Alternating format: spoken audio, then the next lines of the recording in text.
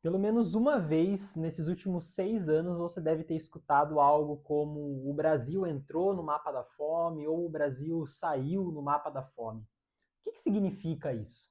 Você que está cansado do papo só sobre proteína, caloria, emagrecimento, quando fala sobre nutrição, seja muito bem-vindo ao canal Comida e Contexto, e aqui a gente vai conversar um pouquinho mais sobre uma nutrição mais social.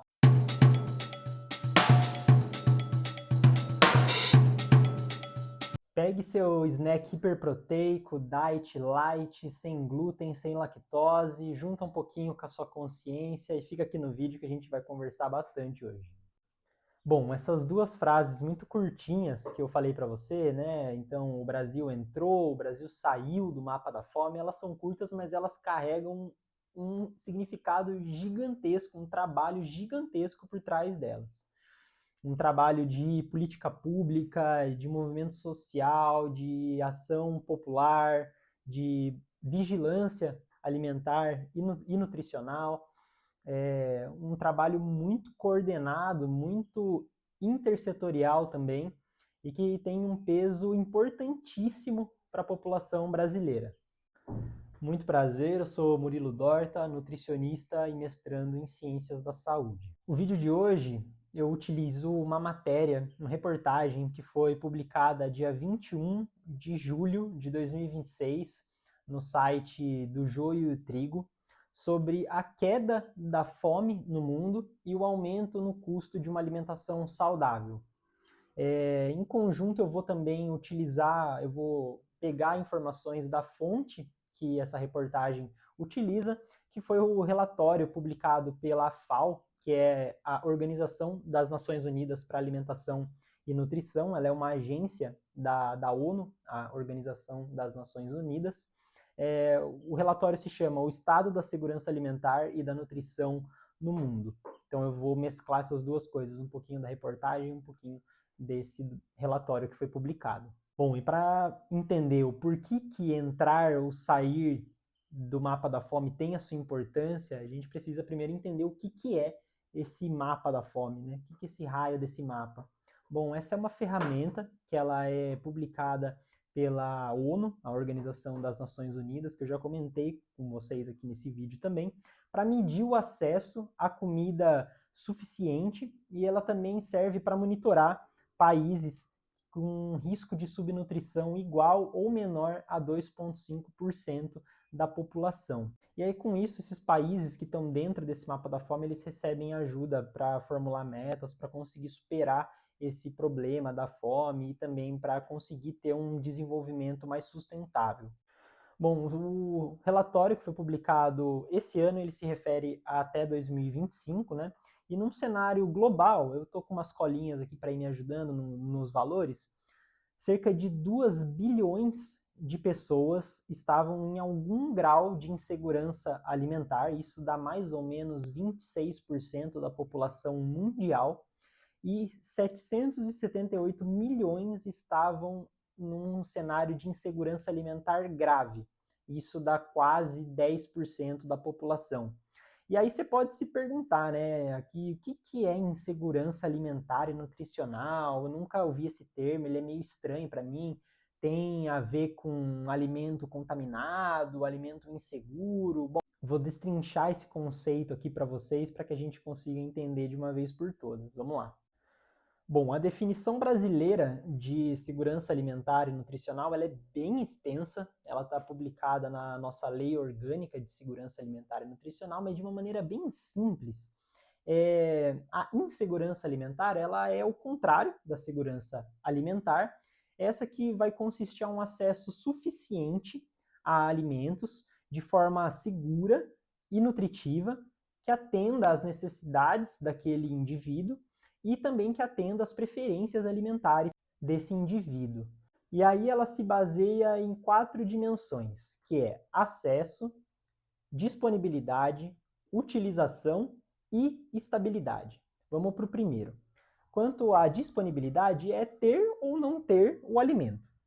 Quanto ao acesso, é o acesso físico ao alimento e o acesso econômico também, ou seja, esse alimento chegar até as populações, né, uma vez que o alimento precisa ser plantado, ele precisa ser tratado, receber um mínimo processo, enfim, em alguns casos, né? Mas enfim, esse alimento ele precisa chegar até ao consumidor. E chegando ao consumidor, esse consumidor também precisa ter condições de adquirir esse alimento, que no mundo capitalista gira em torno de ter dinheiro para conseguir comprar esse alimento. Então a dimensão de acesso, ela fala sobre essas duas formas, né? Financeira e econômica. A questão de utilização, ela vai falar mais a respeito sobre esse consumo de nutrientes e de energia, com boas práticas de fabricação, tendo água limpa, enfim, gira mais em torno dessas questões. E a estabilidade é que essa pessoa tenha todas essas outras dimensões que eu falei de forma sustentada ao longo do tempo. Isso que eu falei para vocês é a definição de segurança alimentar, né? Ou seja, quando a pessoa está nesse estado. Mas a insegurança alimentar, a gente já pode presumir que é o fato de não ter algumas dessas pontuações que eu coloquei dentro dessas dimensões, mas ela não é tão preto no branco assim, não é 8 ou 80, ela tem faixas, né? Ou seja, aqui no Brasil a gente considera a insegurança alimentar leve, moderada e grave. Mas o relatório, né, da ONU, ela vai falar um pouco mais, ela vai se debruçar mais a essa insegurança moderada e grave. A moderada, eu vou abrir aspas aqui, é quando há uma incerteza sobre essa capacidade de obter alimentos, e aí o indivíduo ele é forçado a reduzir por um momento do seu mês, do seu dia, a qualidade ou a quantidade dos alimentos que ele consome devido a essa falta de dinheiro ou então de outros recursos. Aí a gente vai para o estado de insegurança alimentar grave, que é a fome propriamente dita. É a experiência por um dia ou então por dias de não ter o que comer, entendeu? Então esse que é o panorama que a gente está falando aqui. Então, retomando lá para trás, falando sobre mapa da fome, a gente está monitorando quantas pessoas estão em segurança e em insegurança alimentar no Brasil.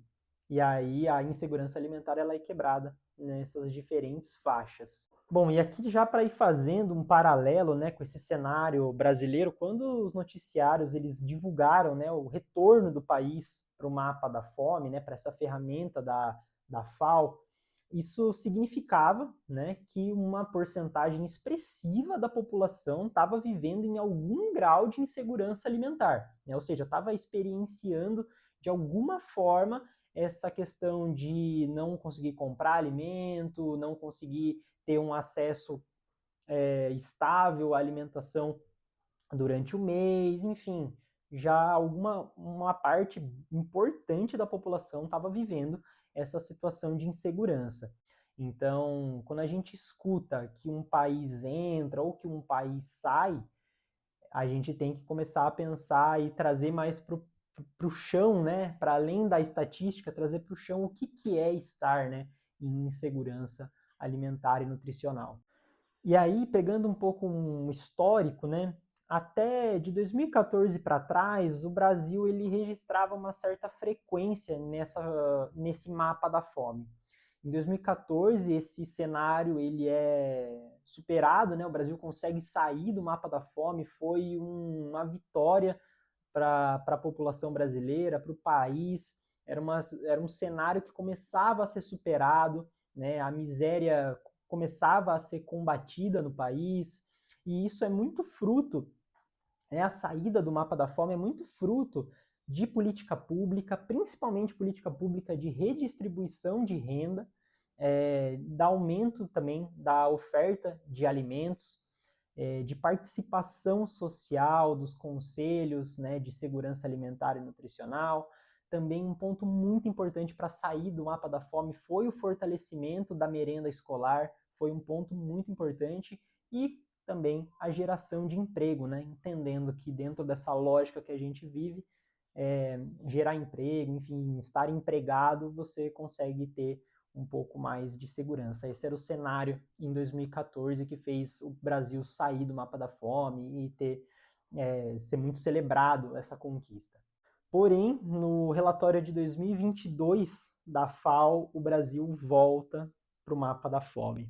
O Brasil estava dentro do governo do Jair Bolsonaro, enfim, eu não vou analisar aqui de forma aprofundada os motivos, isso pode ser um futuro vídeo, mas vocês já podem imaginar que ocorreu um descompromisso, não já em governos anteriores, né, de 2016 até 2022, foi uma série de desmonte de política pública que ajuda a enfrentar esse cenário da fome. Também houve um descompromisso, uma desarticulação também dos equipamentos que ajudam nesse combate. Enfim, foi um cenário bem atípico e que, ainda bem, nesse último relatório, o Brasil consegue sair do mapa da fome, muito por conta também aí dessa volta, desse recompromisso, né, com essas ferramentas que ajudam a superar esse cenário da fome no país. Se você estiver gostando desse vídeo, já deixa um like, se inscreve aqui no canal para não esquecer, que eu sei que quando você terminar o vídeo você só vai fechar a página e sair. E aí, nesse cenário onde as pessoas estão vivenciando de alguma forma a insegurança alimentar, seja ela numa forma mais leve ou mais grave, a gente vê que de alguma forma alguns direitos já começam a ser comprometidos. Um direito a uma moradia adequada, a uma água adequada, tratamento de água e de esgoto, lazer, cultura, saúde. É uma frase muito interessante que eu escutei num congresso uma vez, é de que quando não se tem o que comer, muitos outros direitos já foram negados, né? Então, é muito interessante a gente ver como que também esse discurso, né, de superar a fome, aí já indo para um outro lado, né, dessa questão, é de que superar a fome pode estar muito ligado a uma ação de caridade. A gente escuta muito isso, né? De que o governo não precisa ter esse compromisso, não é um problema de Estado ter esse. Na verdade, não é um problema que o Estado tem que se importar, enfim. A gente vê muito esse discurso da caridade, é que eu não quero que vocês me entendam mal, né? Eu acho que a distribuição de quentinha em praça pública, na rua, enfim, de água, tudo isso é muito importante para sarar uma dor muito aguda, assim, né? Muito do momento daquelas pessoas que estão vivendo isso. Mas é só com uma política pública de Estado, de articulação com o movimento social, com participação popular, é que a gente consegue, sim, de forma mais nacional, conseguir superar esse problema, né? Em todas as faixas etárias, desde as crianças até idosos.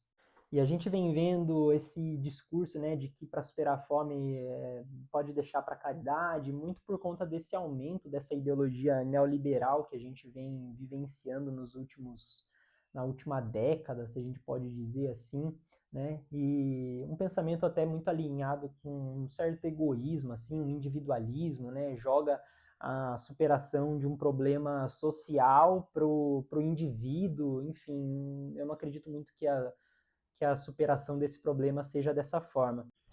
E aí, um outro problema, quando a gente vê assim, o Brasil saiu do mapa da fome, poxa vida, não tem mais ninguém no Brasil passando fome. Não, não é bem assim que a banda toca, né?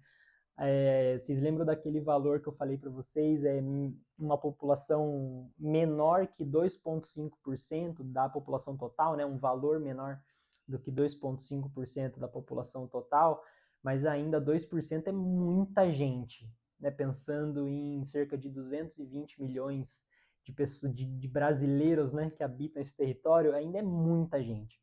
E esse documento que eu estou utilizando, ele aponta ainda que cerca de 1 milhão de pessoas estão em insegurança alimentar grave no Brasil e cerca de 20 milhões estão em algum grau, né, seja de insegurança alimentar moderada ou grave.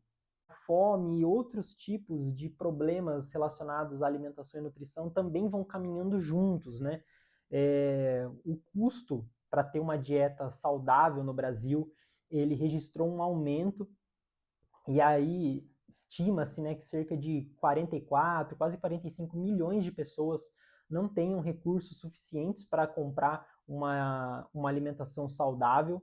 E esse cenário ele é preocupante, mas ele melhorou de 2021 para para cá. E aí, em meio a esse contexto, também a obesidade segue ganhando mais e mais espaço na estatística de população brasileira, né? Em 12 anos, né, em 2012, então, o Brasil tinha cerca de 19,5% de pessoas com obesidade, hoje já registra 30% da população. Então a gente começa a ver que muitos problemas de alimentação e nutrição, eles não é porque diminui um que aumenta o outro, ou então que os dois diminuem da mesma forma. É muito curioso perceber essas tendências. E aí, para concluir, eu espero muito que esse vídeo tenha te ajudado a entender o que é esse mapa da fome, por que é importante sair desse mapa, e para entender também os elementos que são incorporados aí na questão da segurança alimentar e nutricional brasileira, tá? Já que a gente está falando de que quando pessoas não têm, quando estão em algum estado de insegurança alimentar, elas estão tendo um direito que é delas sendo excluído, né? Sendo tirado esse direito delas, que é um direito à alimentação saudável. Todas as referências que eu utilizei para montar esse roteiro, elas estão na legenda. Eu também deixei alguns materiais de recomendação. O desse vídeo é o livro Geografia da Fome, do Josué de Castro. Foi um grande intelectual aí brasileiro que escancarou o problema da fome para o mundo, ali na década de 30. Se você gostou desse vídeo, deixa seu joinha, se inscreve aqui no canal. Se tiver o botãozinho de hype já habilitado, aperta aqui para ajudar, porque a gente está no começo. Bom, é só o começo de falar de nutrição, desse lado mais social, essa nutrição mais crítica, e eu conto com você aqui no canal para a gente construir essa comunidade. Fechou? Valeu, até a próxima!